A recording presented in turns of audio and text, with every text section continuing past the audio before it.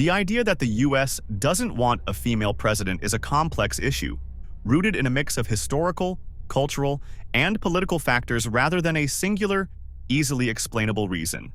Here are a few key elements. Historical gender norms. Historically, political power in the US has been dominated by men.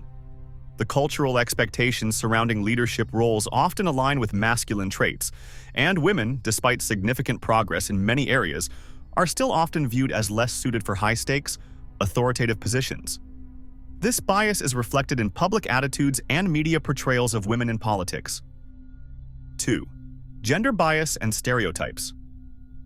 Research shows that women in leadership roles face more scrutiny than their male counterparts, with their decisions and behavior often being criticized through the lens of gender. Women may be judged as too emotional or weak, or as lacking the decisiveness that is expected from leaders, while men are often viewed more favorably in these same contexts. These double standards create significant barriers to women gaining political office at the highest levels. Third, lack of female political representation. Although women have made strides in US politics, they still remain underrepresented in elected offices. As of the 2020s, there has never been a female president, and the number of women in high political offices, including Congress, still lags behind men. This underrepresentation means fewer women run for president and are less likely to receive the party's nomination, despite the potential of female candidates to win elections. 4. Political structure and voter preferences. Some voters, particularly older or more conservative demographics, may still hold on to traditional views about gender roles, believing that men are better equipped to handle the demands of the presidency. These attitudes can influence voting behavior, even if unconscious. Additionally, political parties have often prioritized male candidates, reinforcing this cycle. Media representation. The media plays a significant role in shaping perceptions of potential candidates.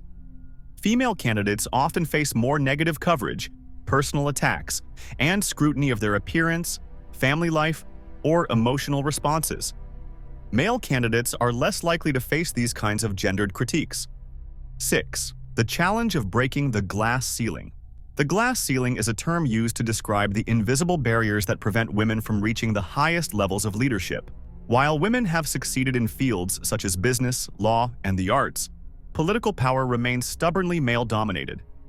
It's also worth noting that some women, even when they run for high office, may not be supported by other women, either due to differences in policy or because of internalized gender biases. 7. The success of female candidates. Despite these challenges, there has been growing support for female candidates. Hilary Clinton won the popular vote in the 2016 presidential election, and Kamala Harris was elected as the first female, first Black, and first South Asian vice president in 2020.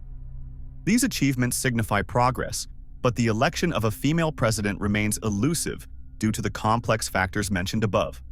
In summary, while it may not be that the US doesn't want a female president, systemic barriers, cultural, political, and social, have made it difficult for women to rise to the presidency. As gender biases continue to evolve, it's possible that future elections may see a greater willingness to elect women to the highest office. Let me know your thoughts about this topic in the comment section below. Is gender a deciding factor when you vote? Would you vote a female president?